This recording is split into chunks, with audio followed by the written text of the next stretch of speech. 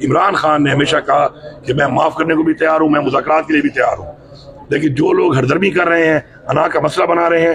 وہ وقتی طور پہ شاید اپنی انا کو تسکین تو پہنچا رہے ہوں، لیکن وہ پاکستان کو صرف نقصان نہیں دے رہے، ٹھیک ٹھاک ایسا نقصان دے رہے ہیں کہ نسلوں تک یہ بات چلے گی کہ یہ وہ لوگ تھے جن کے ٹائم میں پاکستان میں ہوا تھا، اور اس سے پاکستان کو آج نقصان ہو رہا ہے معاشی طور پر۔ پاکستان میں اس وقت پولیٹیکل اسٹیبلٹی نہیں ہے، پاکستان کے اندر جو اس وقت کرائسس ہے اکنامک، ان سب کی وجوہات یہی لوگ ہیں، یہی وہ وجوہات کہ مینڈیٹ چوری کیا، الیکشن چوری کیا، پارٹی کا نشان لے لیا، پارٹی کے لوگوں سے پارٹی چھڑوائی گئی، تشدد کیا گیا لیڈرشپ کے اوپر، اس کے بعد ورکرز کے اوپر، ابھی تک ورکر جیلوں میں ہیں، ضمانتوں کے لیے جاتے ہیں تو ضمانتیں نہیں ملتی ہیں، انصاف اس ملک میں نہیں مل رہا، اور وہی وجہ ہے کہ جو ڈائریکشن ہے پاکستان کی عوام کی وہ ایک طرف جا رہی ہے، اور جو ڈائریکشن ہے اس مینڈیٹ چور حکومت کی، ان کے ساتھ ملے ہوئے ان اداروں کی جنہوں نے بٹھایا ہے ان کو، ان کی وجہ سے اس وقت مودی جیسے لوگ جو ہیں وہ ہمارے پہ حملہ آور ہیں، اور اسی کیونکہ آپ کی یہ چیز پریویل کرتی ہے، آپ کے ملک میں کیا ہو رہا ہے یہ پریویل کرتا ہے۔ انویسٹمنٹ کیوں نہیں آ رہی؟ کیونکہ پوری دنیا جانتی ہے کہ یہ مینڈیٹ چوری کر کے یہ حکومت کو مسلط کیا گیا عوام کے اوپر، تو اسٹیبلٹی اس لیے نہیں ہے، پولیٹیکل اسٹیبلٹی نہیں ہوگی تو ظاہری بات ہے اکنامکل اسٹیبلٹی بھی نہیں ہوگی۔ اسی طرح ہمارے جو دہشت گردی کے مسائل ہیں وہ بھی آپ دیکھ رہے ہیں، عمران خان کی گورنمنٹ کا ڈیٹا اٹھا لیں، آپ ریکارڈ اٹھا لیں، عمران خان وزیر اعظم تھا، کتنے حملے ہوئے، کتنے خودکش ہوئے، کتنی دہشت گردی کے واقعات ہوئے، آپ دیکھ لیں، پرسنٹیج دیکھ لیں، نہ ہونے کے برابر تھے ہی نہیں۔ جیسے دوبارہ پی ڈی ایم کی حکومت آئی اس کے بعد سے ایک کارروائیاں شروع ہوئی ہیں، اور آج وہاں تک پہنچ چکی ہیں کہ دو صوبوں کے حالات آپ کے سامنے ہیں، بلوچستان کے اینڈ پختونخوا کے، فالوڈ بائی باقی جو چیزیں ہیں وہ بھی آپ کے سامنے ہیں۔ تو یہ جو انہوں نے ایک وتیرہ اور رویہ اختیار کیا ہوا ہے،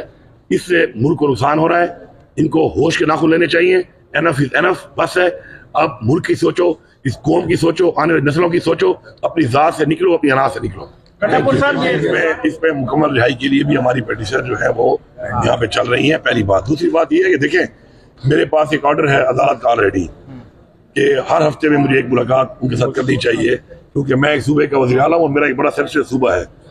اور مینڈیٹ چوری کرنے کے باوجود ان لوگوں نے اپنا مینڈیٹ چوری نہیں ہونے دیا۔ اب اس پہ میری عمران خان کے ساتھ جو ہے ملاقات، اس پہ مشاورت، ابھی پھر ہمارا بجٹ ابھی آنے والا ہے، 100 بلین کا بجٹ ہوتا ہے، اس میں وہ میرا لیڈر ہے، اس پارٹی کا وہ ہیڈ ہے، اس کا ایک ویژن جو ہے وہ ضروری ہے کہ اس کے اندر اس کا انپٹ آئے، لیکن اگر مجھے ملاقات ہی نہیں چھوڑیں گے اپنے لیڈر کے ساتھ تو میں ان کے ویژن کو اس طریقے سے امپلیمنٹ تو نہیں کر سکتا۔ تو کیونکہ ڈے ٹو ڈے میٹرز ہیں، لا اینڈ آرڈر کے مسائل آپ کے سامنے ہیں وہاں کے، باقی جو مسائل ہیں ہمارے فیڈرل گورنمنٹ، ہمارے جو واجبات ہیں ان کے مسائل ہوتے ہیں، باقی ہم نے کن چیزوں پہ زیادہ فوکس کرنا ہے، کیا ہمارے اس وقت کتنی گنجائش ہے ہمارے پاس، اس کے مطابق ہم نے کیا کرنا ہے اپنی پارٹی پالیسی مینیفیسٹو کے مطابق، اور یہاں پہ ملاقات ہی 2 مہینے نہیں چھوڑتے یہ لوگ۔ تو بیسیکلی یہ زیادتی ہے بہت بڑی، میرے خیال میں پوری قوم یہ جانتی ہے کہ عمران خان کے ساتھ ذاتیات کی جا رہی ہیں، جو لوگ بھی ذاتیات کر رہے ہیں میں ان سے یہ کہوں گا کہ پاکستان کے نیشنل انٹرسٹ کے لیے یہ جو آپ یہ نظر دے سکتے ہیں، جی آپ دے دیں۔ دیکھیں ہم نے جو ہے نظائر پیش کیے ہیں ان کو، انہی کے سابق پیش رو جو ہے چیف جسٹس اسلام آباد ہائی کورٹ کی 2022 کی ججمنٹ ہے کہ کوئی دوست بھی کر سکتا ہے، کوئی رشتہ دار بھی کر سکتا ہے، وہ خود بھی کر سکتے ہیں، اور خود ان کو اس لیے کہ چونکہ ملاقات ہی نہیں کرنے دی جا رہی چیف منسٹر صاحب کو، تو ان کی جانب سے کیسے کر سکتے تھے۔ سو وہ نظائر موجود ہیں۔ پھر میں نے مثال دی کہ آرٹیکل 45 میں صدر پاکستان کسی سے پوچھ کے ریمٹ نہیں کرتا پریزنر سے، اور اسی طرح جب حبس بھیجا ہوتی ہے کی درخواست دیتے ہیں تو کوئی رشتہ دار، کوئی عزیز، کوئی دوست جو ہے دیتا ہے اس کی بجائے، تو کہنے لگے کہ یہ تو حبس بھیجا نہیں ہے۔ میں نے کہا حبس بھیجا کی مانند ہی ہو گئی، جب ملاقات نہیں کرنے دی جا رہی تو تب وہ حبس بھیجا ہی ہو جاتی ہے۔ وہ نظائر ہم نے دیے ہیں، اور میں نے کہا یہ نظائر آپ پر بائنڈنگ ہے، تو اگر آپ نے ان سے اختلاف بھی کرنا ہو تو بھی لارجر بینچ اس کو سماعت کر سکتا ہے، آپ نہیں کر سکتے۔ اور پھر دوسری بات یہ ہے کہ دفتر کو تو یہ ویسے ہی کوئی اختیار نہیں ہے، یہ جوڈیشل سائٹ پر، ایگزیکٹو سائٹ پر اس کی ڈٹرمنیشن نہیں ہو سکتی کہ لوکس اسٹینڈائی ہے یا نہیں۔ یہ لوکس اسٹینڈائی کی بات تھی، میں نے کہا جی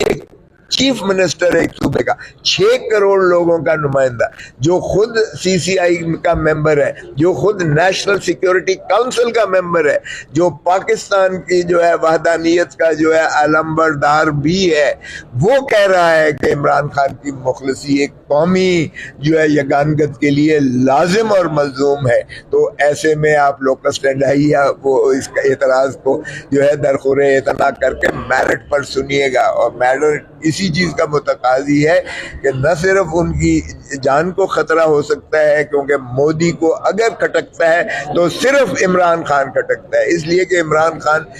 पाकिस्तान के अवाम की दिलों की धड़कन ही नहीं है। इमरान खान एक ऐसा बैनुल अक़वामी कायद है, स्टेट्समैन है, सियासतदान नहीं है, स्टेट्समैन है, जो मुस्लिम उम्मा पर भी बहुत ज्यादा कदावर शख्सियत की हैसियत से माना जाता है और जाना जाता है, और वो मुस्लिम उम्मा को भी इकट्ठा कर सकता है। तो ये न सिर्फ मफाद पाकिस्तान में, ये मफाद मुस्लिम काउंसिल का मेंबर है, पाकिस्तान का वो एक पिलर होने के नाता से उसका स्टेक है इस मुल्क में, और वो कह रहा है कि नेशनल कोहेशन के लिए, नेशनल यूनिटी के लिए हमें जो है एक ऐसा दुश्मन जो ललकार रहा है उसके लिए मुत्तहिद होना और मुत्तफिक होना और इत्तेहाद करके एक सीसा पिलाई दीवार की तरह होना, ये लाजिम और मलजूम है पाकिस्तान की उसके लिए बका और तरक्की के लिए। तो इसलिए पैरोल पर किया, तो वो कहने लगे कि उनको सजा भी हुई है। मैंने कहा वो भी अपील आपके पास ज़ेरे तजवीज़ है, इसलिए कि हतमी नहीं होती सजा, और अपील जो है वो उसका तसलसल होता है, कंटिन्यूएशन होती है। और मैंने उस दरख्वास्त में भी लिखा है कि ये झूठे और लग्ब केसेस हैं, इसमें जब भी अपील में आया है वो सारे बरी हुए हैं केसेस, 3 से तो बरी हो चुके और बाकी आपके पास लगा हुआ है। वो एक इन्होंने फ्लिमजी किस्म का एतराज़ दफ्तर ने लगाया था कि अर्जेंट आपने क्यों दरख्वास्त सस्पेंशन की दी है जबकि अपील आपने ऑर्डनरी की है। तो मैंने कहा वो ऑब्जेक्शन भी आपने ओवर रूल किया था, इसलिए चूंकि आप ही के पास ज़ेरे इल्तवा है, तजवीज़ है अपील, आप ही मजाज हैं प्रोबेशन पर। उनका ये एतराज़ भी था कि दफ्तर ने जो एतराज़ किया कि जी पिटिशनर खुद क्यों नहीं आया प्रिजनर, तो उसमें भी हमने नज़ीर दी इन्हीं की अदालत की, इनके साबिक पेशरो की, जिसने कहा कि कोई दोस्त, कोई रिश्तेदार, कोई भी कर सकता है नालिश किसी प्रिजनर के बारे में। और फिर हमें कहा जी हमें तो वो मुलाकात नहीं करने दे रहे, खुद चीफ मिनिस्टर साहब को मुलाकात नहीं करने दी है, तो इसलिए हम उनकी जानिब से कैसे कर सकते थे। जाहिर है कि एक ऐसी जो है इमरजेंसी की सिचुएशन है जो अभी भी तसलसल से बारिश जारी हो सारी है। रात भी जो है एक ड्रोन गिरा है लाहौर एयरपोर्ट के करीब, और फिर नाज़िम आला को हिंदुस्तान के परसोना नॉन ग्रेटा डिक्लेयर करके पाकिस्तान ने जो है उसे हिंदुस्तान से निकल जाने का जो है हुक्म दिया है। तो इसकी जाहिर है रिएक्शन के तौर पर मोदी इस वक्त जो है वो एक जख्मी जानवर की तरह जो है, और जख्मी जानवर आपको पता है जब भी जो है वो करता है, तो इसलिए हमें मुस्तैदी की और भी ज़्यादा ज़रूरत है। और मुस्तैदी तभी हो सकती है जब इमरान खान को मुखलसी दी जाए पैरोल पर, जब तक उनके केसेस अदालत से बरी नहीं हो जाते तब तक उन्हें पैरोल पर रिहा किया जाए, ताकि वो अपना मौसर किरदार इस कौम को मुत्तहिद करने में,